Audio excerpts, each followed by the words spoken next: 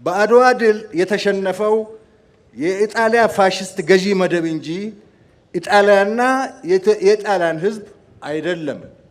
ስንናገር ህዝብንና ፋሽዝምን ለይተን መሆን ይኖርበታል።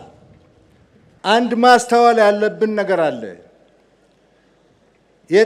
የኢጣሊያ ህዝብ የሮም ስልጣኔ ታሪክ ባለቤት የኢትዮጵያ ወዳጅ የሆነና የኢትዮጵያን ጉድለቶች በመሙላት ሲያግዘን የነበረና አሁንም እያገዘን ያለ ደግና የሰለጠነ ህዝብ ነው። የኢትዮጵያ ጀግኖች የማይበገሩ ከህዝባችን የአርበኝነት ታሪክ ቅብብሎሽ የተፈጠሩ የቀድሞ ትውልድ ወራሾች ናቸው። አርበኝነት፣ ጀግንነትና በራስ የመተማመን ባህላችን ከአድዋ ድል በፊት የነበረ በአድዋ ድል የተደገመ እስከዛሬ የተላለፈልን ታሪካችን ነው።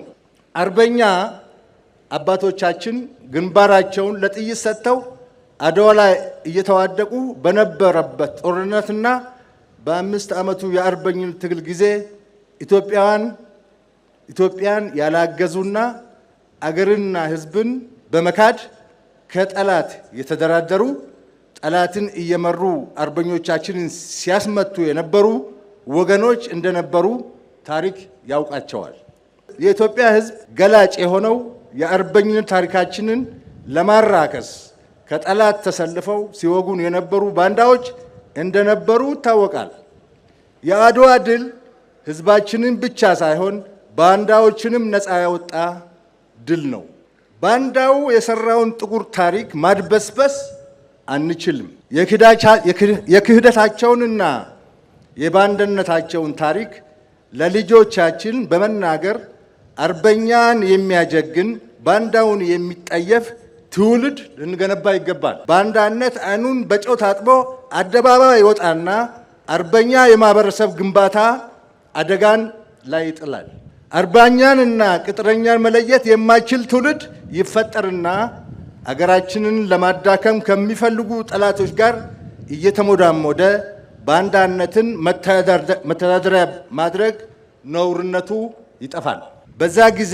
በዛ ክፉ ጊዜ በጋራ የቆመ አርበኛ ዜጋ እንደነበረ ሁሉ አገሪቷን በመካድ ከጠላት የተሰለፈው ባንዳ ዛሬም ርዝራዡ እየቀጠለ ከታሪካዊ ጠላቶቻችን ጋር ተሰልፎ ብሔራዊ ጥቅማችንን ለመሸጥ ተስማምቶ አባይ እንዳይገደብ፣ ባህር በር እንዳናገኝ፣ ልማት እንዳይመጣ ለማድረግ እየሰራብን ካለው ጠላት ጋር ወግነው ኢትዮጵያን የማፈራረስ ተልዕኮ ተቀብለው እየሰሩ ያሉ የዘመኑ ባንዳዎች አሉ።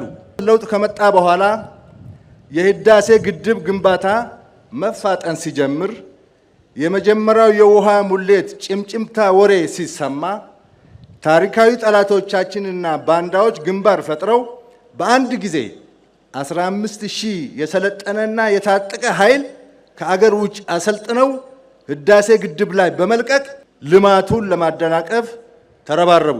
እኛ የህዳሴ ልጆች ደግሞ አሸንፈን ህዳሴ ግድብን አስቀጠል ነው።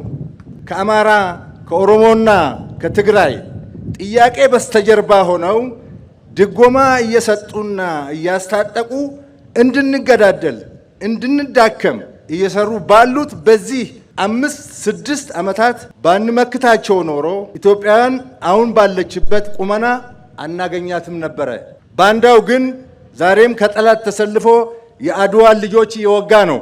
እነዚህ ተዋጊዎች ለህዝብ መብት እየታገሉ እንዳሉ የሚረዳ ዜጋ ካለ ኤርትራን የማስገንጠልና የባህር በር የማሳጣት ተመሳሳይ ታሪክ ኢትዮጵያ ላይ ሊያመጡላት እየሰሩ ያሉ ቅጥረኞች እንደሆኑ አለመረዳት ነው። ከባዕዳን ጠላት ጋር ተሰልፎ የገዛ አገሩን ሰራዊት የሚወጋ ታጣቂ ባንዳ እንጂ ታጋይ ሊሆን አይችልም።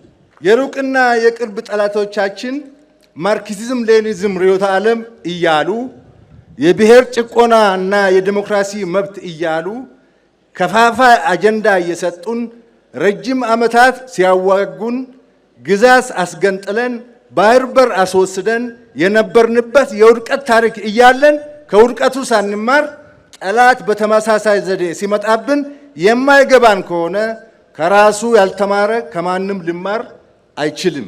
አገርን ከጥቃት መከላከል የኩራት ሁሉ ምንጭ ነው። ሀገርን ለማስከበር በአንድነት መቆምና በሉዓላዊነት ላይ የተሰነዘረ ጥቃትን መመከት አርበኝነት ነው። እኛ የአባቶቻችን ልጆች ነን። አባቶቻችን ታጥቀው በአርበኝነት ከጠላት ከተዋደቁት በተጨማሪ ያልታጠቁና በእጃቸው መጽሐፍ ቅዱስ ይዘው ጠላትን እምቢ በማለት ግንባራቸው ለጥይት የሰጡ እንደነ አቡነ ጴጥሮስ ያሉ አርበኛ የሃይማኖት አባት ልጆች ነን። ታዝሎ የሚመጣ የውጭ ጠላትና አዝሎ የሚመጣውን የኛን ባንዳ በእኩል ደረጃ እንዋጋለን። የህዝባችንን አሰላለፍ በእውቀትና በንቃት መሆን አለበት። በአደናጋሪ ብልጣብልጥ የባንዳ ስብከት የተደናገረ ዜጋ በምህረትና ይቅርታ እንመልሰው። ባንዳነት የተፈጥሮ ስራ የሆነውን ግን እንደ ማንኛውም ጠላት ሁሉ ታግለን አሸንፈን አገራችን እናስቀጥል። ቀደመ ታሪካችን ባንዳዎች በተገኙ ጊዜ በማህበረሰባችን ውስጥ ውግዘት ይደርስባቸዋል። ከማህበራዊ ትስስር በማግለል ጋብቻ ይከለከላሉ። በግጥምና በዘፈን ነውርነታቸው እየተገለጠ በየሄዱበት የሚሸማቀቁበት ቅጣት ይከናወን ነበር።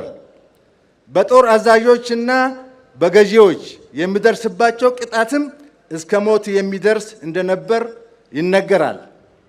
በአድዋ ጦርነት ወቅት የተገኙ ከሃዲዎች ላይም ከባድ ቅጣት መፈጸሙን የሚገልጹ የታሪክ ማስረጃዎች አሉ። ለምሳሌ አጼ ምኒልክ በምርኮ የያዙትን የኢጣሊያ ወታደሮችና የጦር አዛዦች በእንክብካቤ ይዘው ወደ ሀገራቸው እንዲሸኙ ሲያደርጉ፣ በባንዳዎች ላይ ግን ከፍተኛ ቅጣት እንዲፈጸም አዘዋል።